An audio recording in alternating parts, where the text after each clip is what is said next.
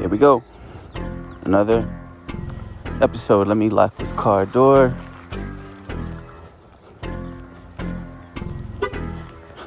Welcome to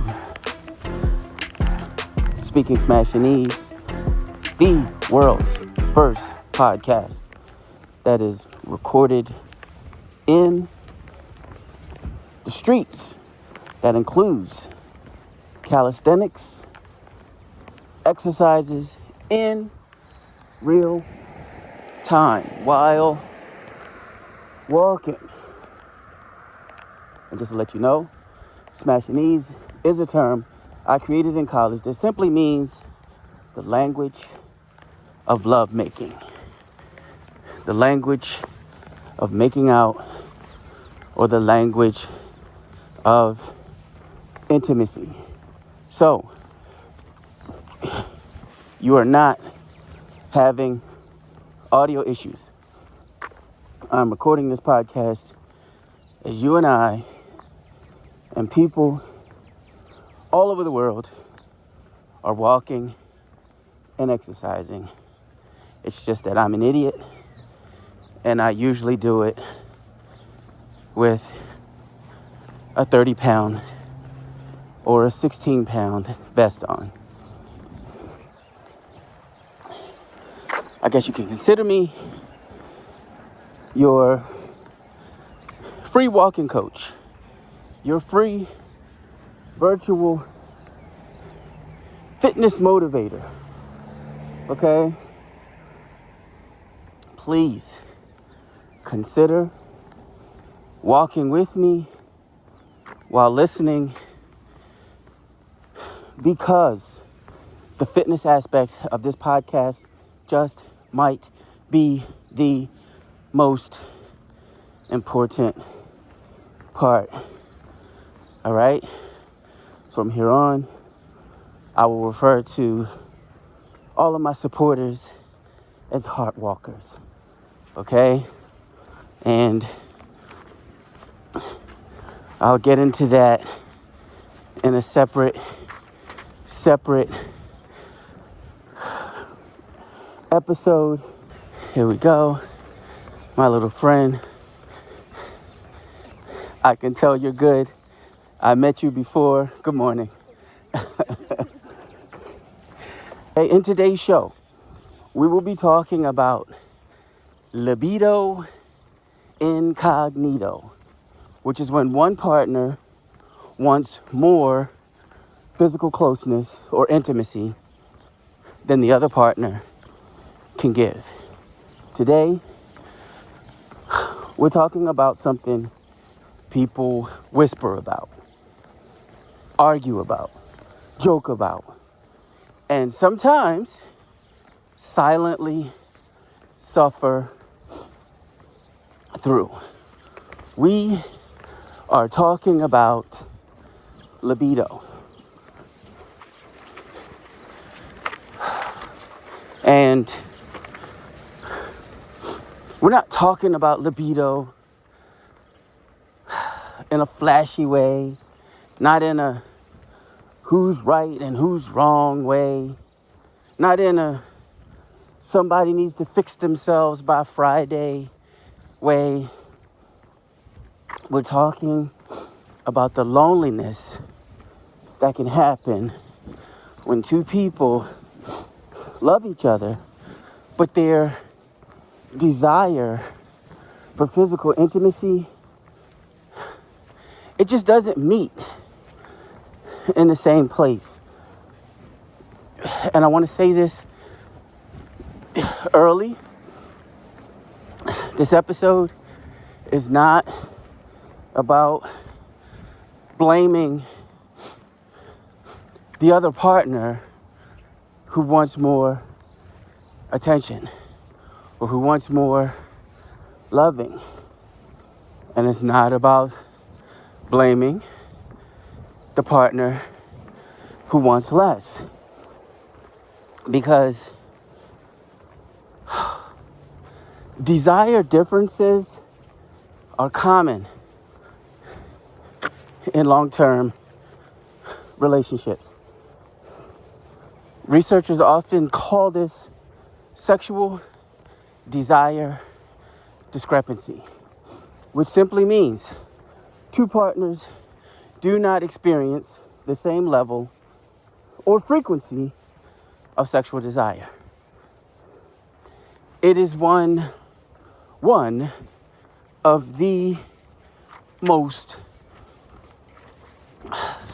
common concerns discussed in couples and sex therapy, okay? And it can become distressing when couples attach painful meanings to it. So today, we're not picking a villain. We're turning on the lights. We are turning on the lights. Well, Coach Sumo, before we get started, what in the world does libido incognito even mean? Well, thank you for asking. Libido incognito is when desire is present in the relationship, but for one person in the relationship, it's hidden or misunderstood or mislabeled or sometimes even, how do you want to say it, even buried under shame. One partner may be thinking, why don't they want me? And the other partner may be thinking, why does this always feel like pressure? And now, guess what? Both people are lonely. Because one definitely is going to feel rejected. The other definitely is going to feel inadequate. One feels unwanted, one feels chased. And the tragedy is this: they may both still love each other. They may both still want the relationship. But the bedroom has become more like a courtroom. There you go. And nobody feels safe testifying. Ask yourself this: when intimacy comes up in my relationship, do I feel invited, pressured, rejected, or none of that? Do I actually feel understood? And that answer matters. Let's talk first about the higher desire partner. Because this person can feel incredibly alone. When your desire is higher than your partner's, it can start to feel like you're asking too much of the very person who is supposed to want you. And that cuts deep, because intimacy is rarely just about the act of making love or making out, okay? I don't know if you guys noticed. Yes, there are still hills out here, but today is the start of my 4th week of doing the podcast. I feel my conditioning improving. First I was walking like a snail. Now I'm trying to speed up.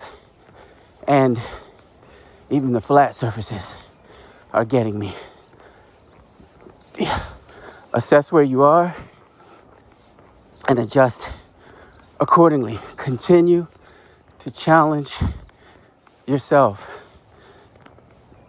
You will thank me. But like I was saying, intimacy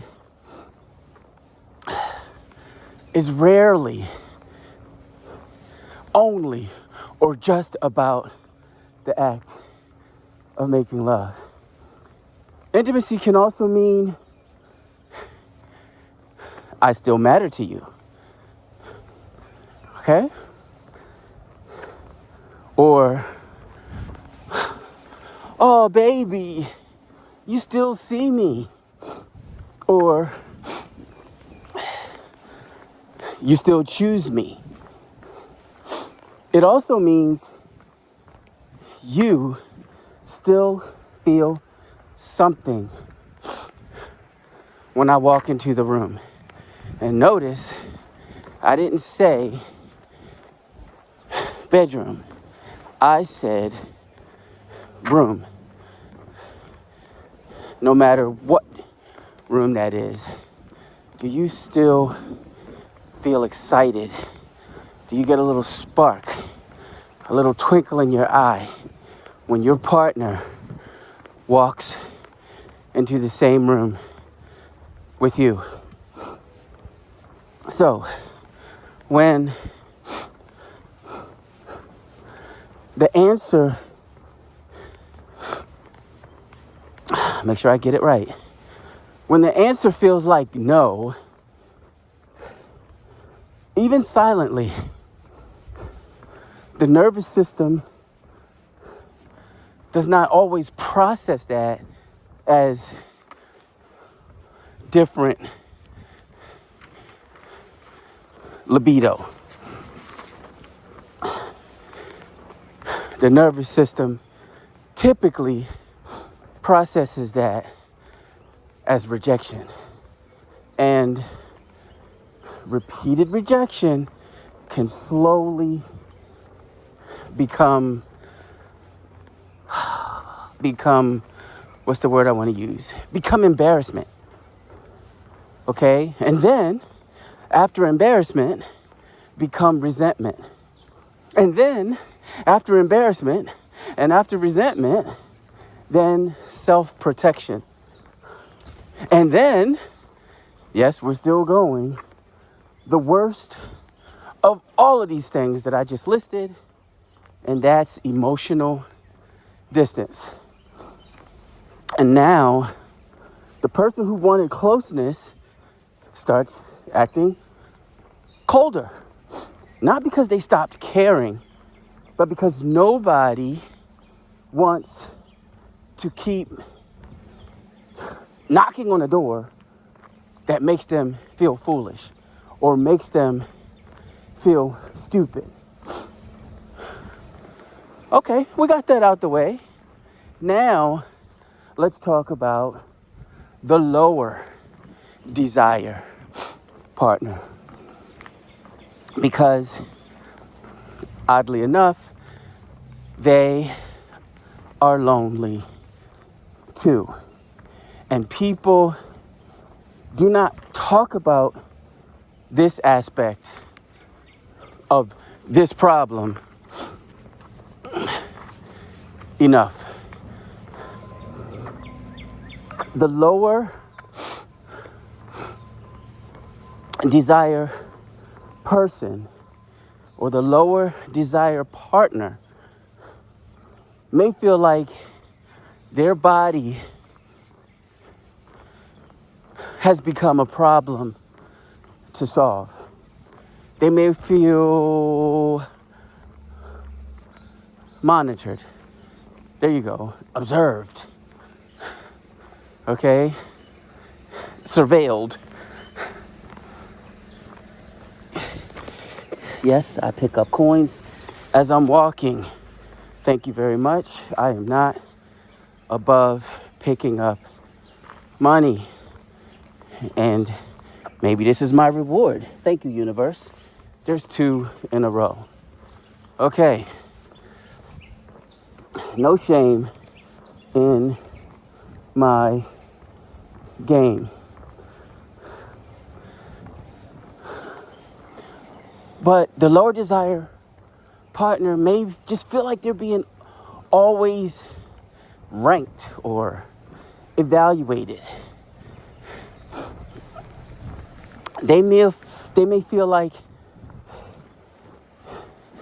every hug, right? Every time you touch them, every hug has a question mark behind it. They may love their partner deeply, but they fear that any affection will be interpreted as a promise. So what do? They withdraw, they pull away, not always because they do not care. Sometimes it's just because closeness no longer feels safe. Closeness starts to feel like a contract that they didn't sign. And now they are lonely inside the pressure. This is how 2 good people can become opponents. This is how a wedge can manifest between 2 people that were once extremely close. Not because one is cruel, okay? Not because one is cruel, but because the meaning of intimacy has become different for each of them. I've done some research over the last couple days preparing for this episode so that I could get this episode right. So, full transparency, from here on, I will refer to some notes I've taken, if that's okay with you guys. I always have show notes. Maybe if you look in my shadow while I'm walking, you can see that there's either index cards or something in my hands. But otherwise, while exercising, guess what? I don't care how well I know this stuff, I'm going to forget something or make mistakes. But when it's super, super clean, don't think that I sat there and memorized a list that has 40 things on it. Okay? I'm good for 5 to 8. Okay? But because the meaning of intimacy has become different for each of them, there's going to be a why, right? And because we can't just say that. It's not enough. We know that that difference exists. So a useful research point here that I noted is that desire mismatch itself is not always the full problem. Some studies suggest that couples can have differences in desire and still maintain satisfaction, especially when they handle those differences with care. In one study of couples, matching levels of desire did not automatically predict greater satisfaction. Instead, higher overall desire and the way partners managed their desire mattered more. That was interesting to me, and that matters because it means the issue is not simply you want more and I want less. The deeper issue may be, what do we believe this difference means? Does it mean rejection? Does it mean pressure? Does it mean selfishness? Does it mean failure? Does it mean we are incompatible and we should go our separate ways? Or does it mean we need to understand each other better? Because this is a very different conversation. All right? Let's get these push-ups out the way. If you are new here, then we take active breaks and we do calisthenics while we're walking. I do push-ups mostly. I do body weight squats. I do box squats. You can do jumping jacks. You can keep walking. You can hydrate right now. Okay? But we add something on top of what we're doing so that we can take care of that fitness aspect as well. 1, 2, 3, 4, 5, 6, 7, 8, 9, 10, 11, 12, 13, 14, 15, 16, 17, 18, 19, 20, 21, 22, 23, 24, 25, 26, 27, 28, 29, 30, 31, 32, 33, 34, 35, 36, 37, 38, 39, 40, 41, 42, 43, 44, 45, 46, 47, 48, 49, 50.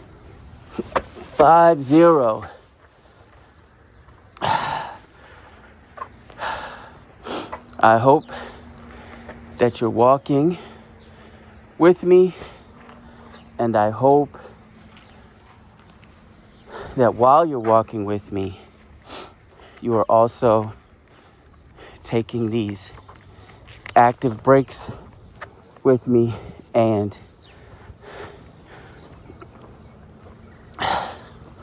doing these calisthenics, which are free out here in the streets, by the way. And if you're home and you're walking in place, listening to the podcast, first of all, thank you. I appreciate every single one of you.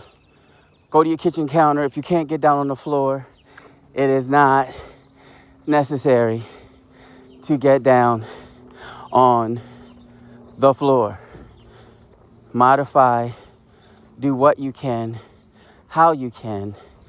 Just use proper form so that you don't injure yourself. We have to take care of your biology. Now, why did he use the word biology? Because I am returning to the conversation. And libido is not just biology. Correct? Am I right? Or am I right? Let me try to keep this as simple as possible. Libido is not, excuse me, guys, is not one switch. It is more like a control panel in an old spaceship, right? There are buttons everywhere. No pun intended. But there are buttons everywhere.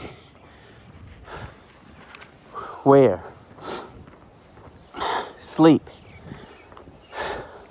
stress, hormones, medication, body image, conflict, depression, resentment, parenting, work exhaustion, safety. We have to include safety as one of those buttons. Trust, novelty. That just means you're trying something new, you're experimenting, or you're dealing with a new person. That is novelty.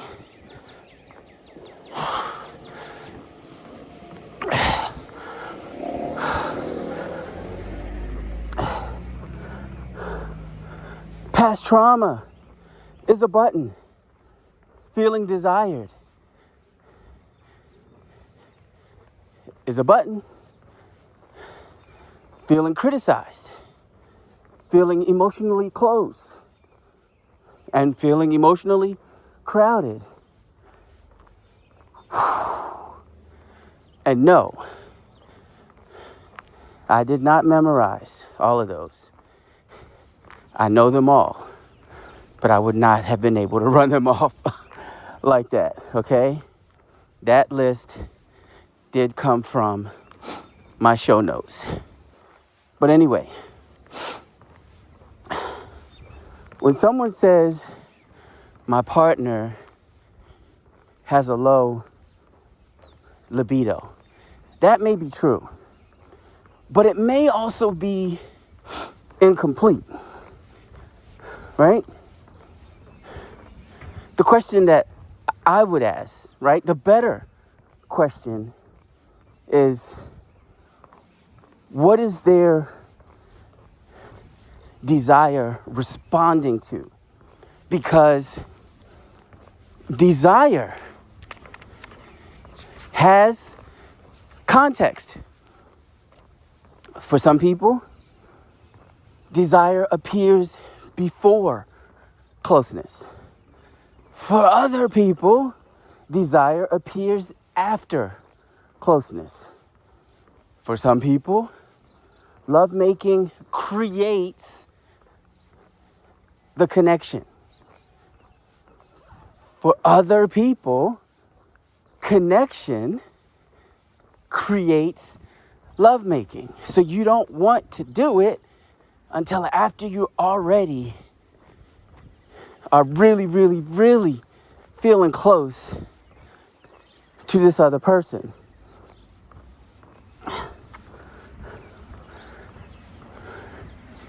If you and your partner are different, you can easily miss each other in the hallway. One person is on their way to the bedroom, the other person is on their way to the kitchen or to the balcony or the deck.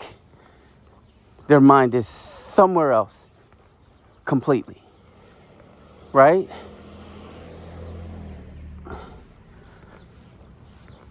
It happens all the time. Fellas, your mind is one place, she's totally clueless. Ladies, your mind is one place, he's totally clueless. Okay?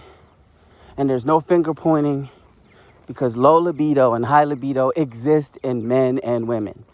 So it is not one-sided at all. Heart walkers, I want you to ask yourself, do I know what helps my partner feel open to intimacy? Or do I only know what I wish they wanted? And this topic is important, guys, because there are many, you've all seen social media, right? There are many dangerous untruths that couples begin to believe about their partner. We're going to get right into that, but I believe I owe you guys some more push-ups. So I digress.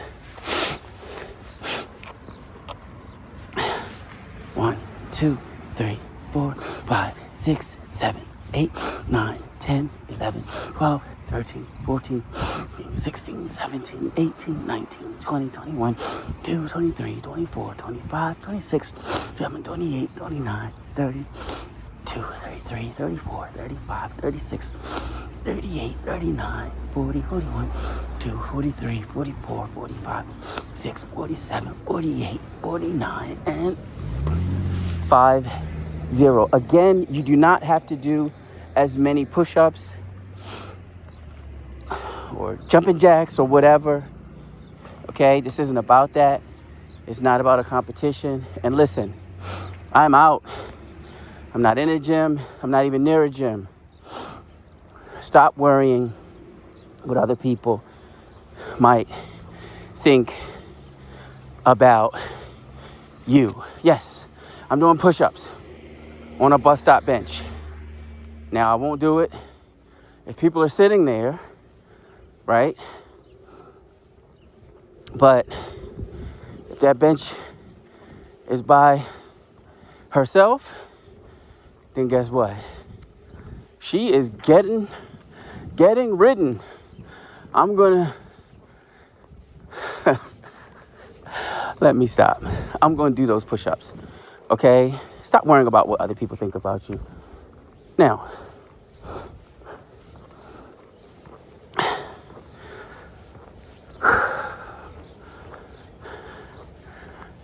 a higher desire partner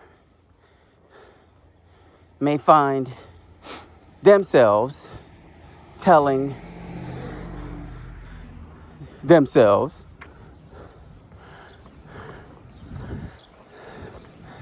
they don't love me.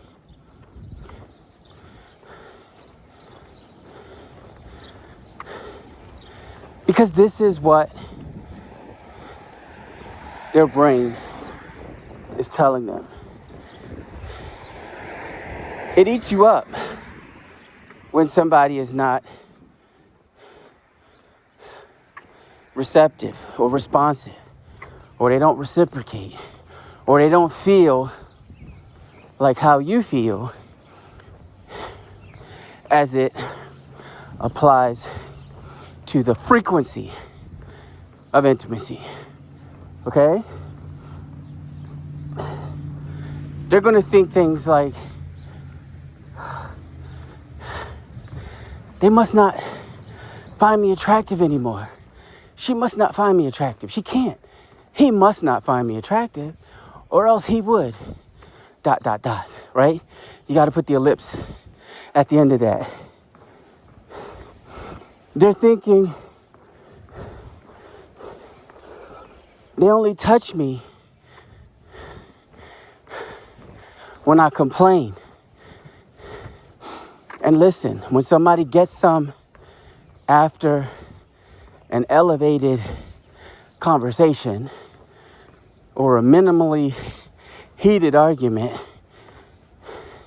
what do you think they're going to attribute that intimacy to? That it would have never happened if not for, excuse me, the conversation that you had earlier or yesterday or whatever.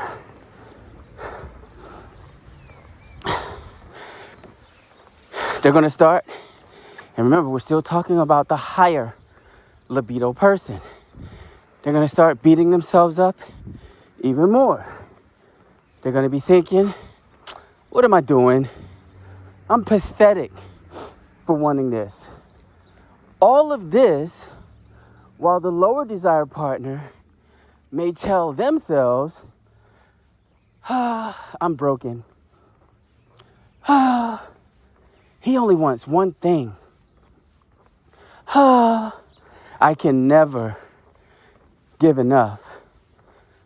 If I say yes once, then they'll expect it all the time. Now, we are no longer talking about libido.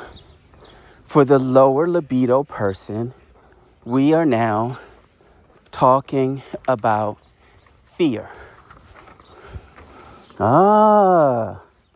And fear is a terrible, terrible marriage counselor. There is a painful cycle that often forms. One partner reaches, the other partner hesitates. Can you see that? Have you been in a situation like that? The first partner feels rejected and reaches harder or becomes hurt, while the second partner feels pressured and pulls back more. Now, the first partner feels even more all out rejected. And wouldn't you know, the second partner feels even more pressured because they can tell that the first partner, the high libido partner, feels rejected. So they don't even really internalize the rejection. They think it's a bargaining tool. They think it's a negotiation tool. They think it's a guilt trip. Round and round and round and round. This all becomes an ugly cycle or loop that traumatizes both people in the relationship.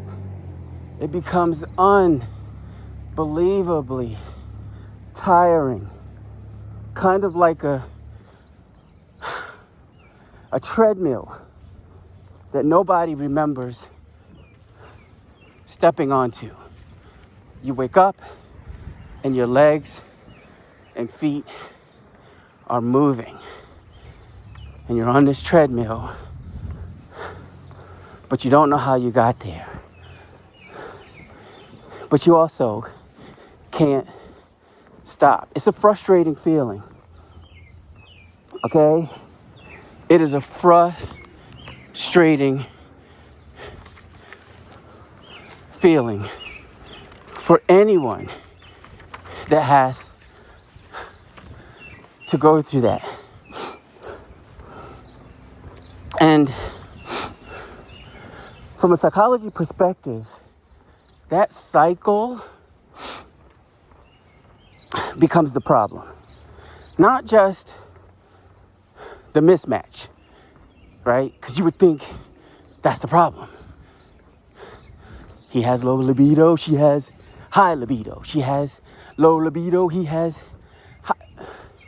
No, it's the cycle that becomes the problem, the bigger problem, right? Because once that loop That cycle is active. Even small gestures, small things can become loaded. And that's just a fancy way of saying stuff can blow up real easily. Tiny things. A kiss is no longer just a kiss. A touch is no longer just a touch. In relationships where this imbalance exists, a bedtime conversation is no longer just a bedtime conversation. Everything starts carrying hidden meaning. That, let me tell you, that is exhausting. It's extremely exhausting. I want all of you to understand that there is a difference between desire and obligation. This part matters. So please, I know the birds are chirping. Okay, I know cars are passing by. There may be a little breeze in my microphone. But I hope this is what you're here for. Because this is organic, this is real.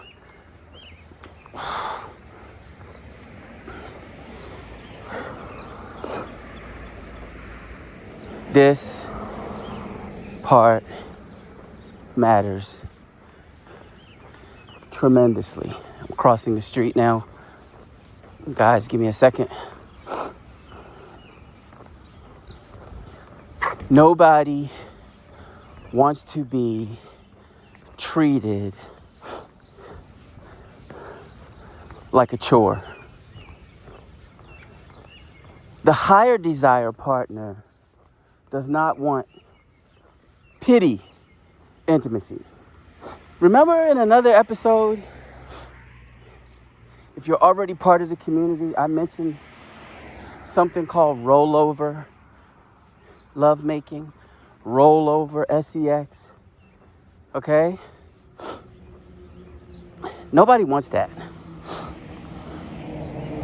But now the lower desire partner does not want duty intimacy, obligatory intimacy. Because let's keep it real. If you are doing it out of obligation only, how do I want to put this? I might as well go on out there and cheat. I'm just saying. IJS, I'm just saying. Or at the very least, we don't need to be together. We need to break up. But what ends up happening is that many couples accidentally end up negotiating intimacy like a household task. Oh, yeah, it's been a few months. Babe, fine, let's see. I'm not on my period. We can do it on Saturday. Now, that sounds like it might solve the calendar problem, but it does not solve the emotional problem. Because what most people want is not merely access to their partner's body. They want to feel wanted. And that is why desire discrepancy can hurt so much. It is not always about frequency. It is about longing. It is about meaning. It is about substance. It is about whether closeness still,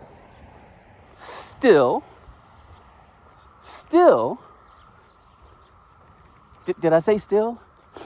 Still feels alive. It's so important. Let me say this like your your walking buddy who also happens to have a psychology textbook somewhere in a gym bag, okay? You cannot shame someone into desire. That is like yelling at your hamstring, that's the back of your leg, until it becomes flexible. No, you got to work on flexibility and stretching. It's not happening. People, you also cannot ignore your own need for intimacy forever and call that maturity. That is like pretending your check engine light is mood lighting. Like, yeah, look how it looks inside. Yeah, like, dude, that's your check engine light. I know, but it just illuminates subtly. It looks cool, right? No, it doesn't. It's cute for a minute, but extremely expensive later on. You better go get that engine light checked. Let's talk about what both partners need to understand in a relationship like this. For the higher desire partner, you're longing, right? And it's just another word for your desire, okay? Your needs. Your longing is valid, but your partner's boundaries are also valid. I'm never going to just take one side. That's not how you educate people. And that's not how you get to the bottom of problems. For the lower desire partner, your pace is valid. The frequency at which you are interested or in the mood or have the swizzles or whatever you call it, it's valid. But your partner's loneliness is also valid. That is the whole episode in one sentence. Both realities matter. Which brings us to the role of empathy. Empathy means being able to enter the emotional logic of the other person without immediately defending yourself. Not agreeing, not understanding. Are you listening? I said not understanding on purpose. Okay? We know better than that. Not agreeing and not surrendering, but genuine understanding. No, I'm not playing games. I just had to throw that to make sure you guys are listening. Genuine understanding. This is how you define empathy.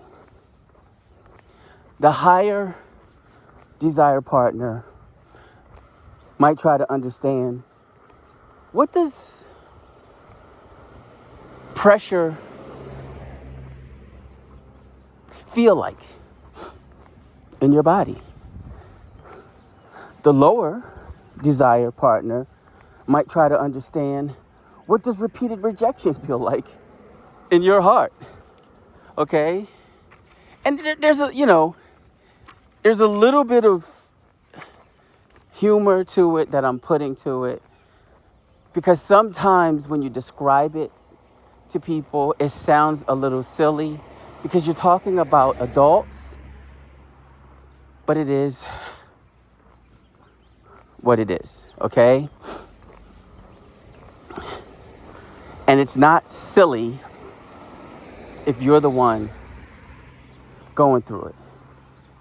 All right? But when empathy happens,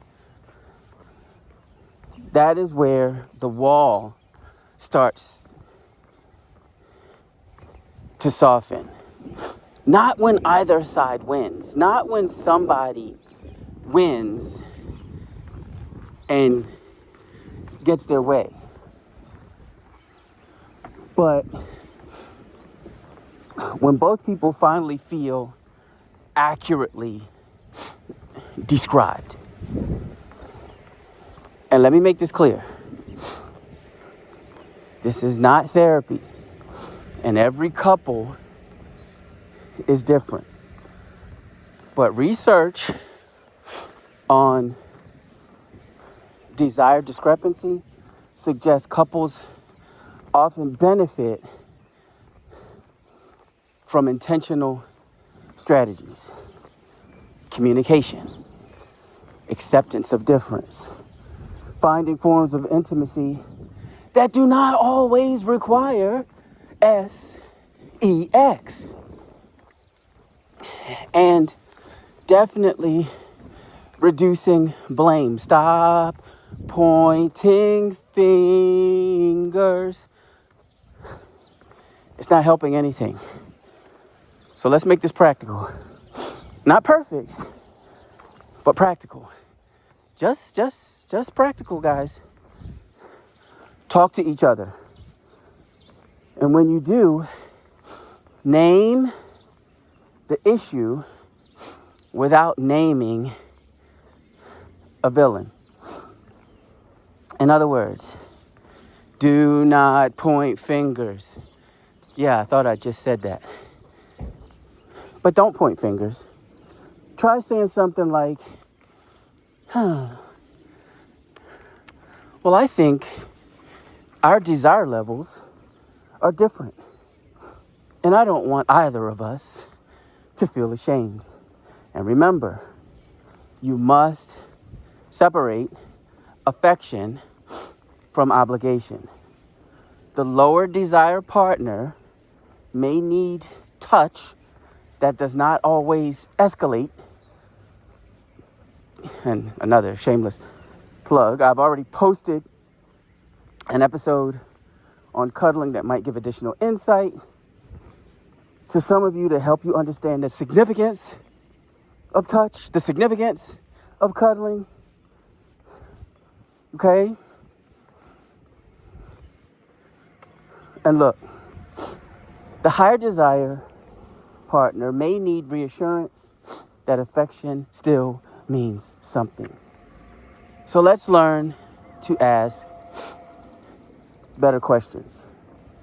Instead of asking, why don't you want me? Try asking, what helps you feel close to me? Instead of asking,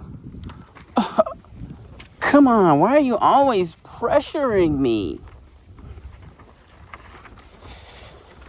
Try asking, I don't know, what does intimacy mean to you emotionally? Maybe that might be a better question. And again, if you don't go through any of this stuff, some of it's going to sound silly, but I have to put it out there. Excuse me. Create a non-sexual intimacy menu. This might sound weird or corny to some of you, but try walking together. What we're doing right now. Definitely cuddling. And cuddling can even lead to other things. IJS. I'm just saying. Maybe try showering together. I don't have a single male friend in the gym or who is married that admits to giving his wife or girlfriend random massages. That's sad, and it amazes me. I think they're absolutely wrong. But a lot of these men, they think it gasses women's heads up. I 100% disagree. Maybe put some back rubs on that non-sexual intimacy menu, right? Some foot rubs. I personally like having long kisses because this forces you and your partner to melt into each other. Some couples try holding hands in public or even in the house or just randomly dancing together. Put some music on, get close to each other and dance. Okay? Laugh, have fun together. And pillow talk exists for a reason.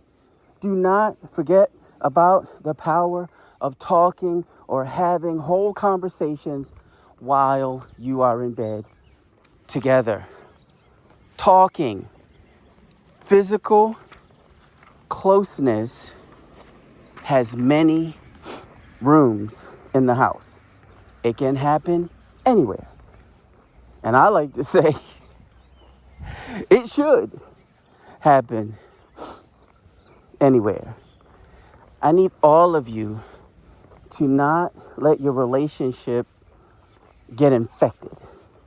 This infection is called resentment. And resentment is what happens when hurt goes unspoken long enough to become personality. When you become someone different, literally become someone different because you've been in pain so long, because you've suffered so long, you actually can change because of the suffering that you've gone through. And please, do not use intimacy as proof of love. Do not use lack of desire as proof of indifference. All right? What I'm saying is, just because you have a low libido, don't say automatically, well, that means you're not supposed to be with the person that you're having this low libido with. Don't do that. Don't say to your partner, well, it's been 7 months since we blah, blah, blah, blah, blah. You must not love me anymore. This is not fair, and it accomplishes nothing. Don't tell them, I must not love you anymore. It's been 7 months, and I haven't had the fit. It's not fair. You're not working anything out. If you, big truck, guys, hold on.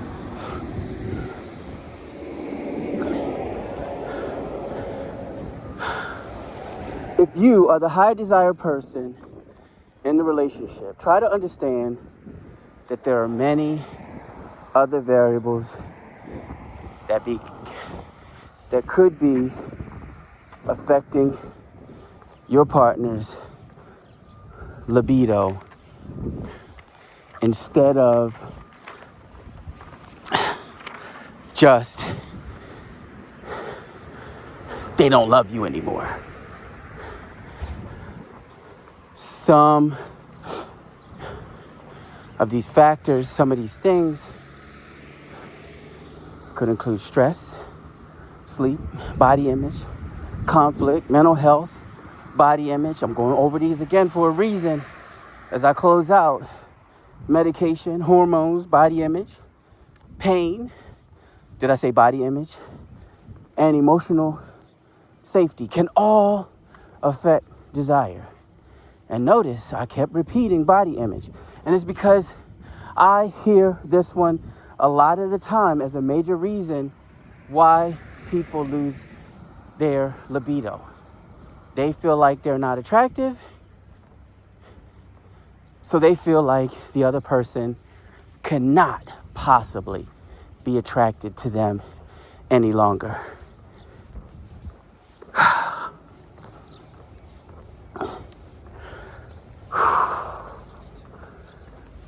and people, consider professional help if you love your partner. A certified sex therapist or couples therapist can help when the topic has become too loaded to handle alone. I am neither one of those things. I'm just speaking to you as a friend. It's important for me to get that out of the way. And look, libido mismatch does not automatically mean the relationship is doomed. It does not automatically mean the relationship is over. But silence around it can absolutely make the relationship feel lonely. So the real question is not who is wrong. The better question is, can we talk about this without turning each other into enemies? Because if you can do that, you still have a bridge. You still have a connection. And sometimes that bridge is where intimacy starts coming back. And look, excuse me. At the end of the day, libido incognito is not just hidden desire. It is hidden loneliness, hidden fear, hidden shame, hidden longing, hidden desire. And if you love somebody, one of the bravest things you can do is stop pretending this does not matter. Do not demand intimacy. Do not accuse your partner of not loving you anymore, but try to understand.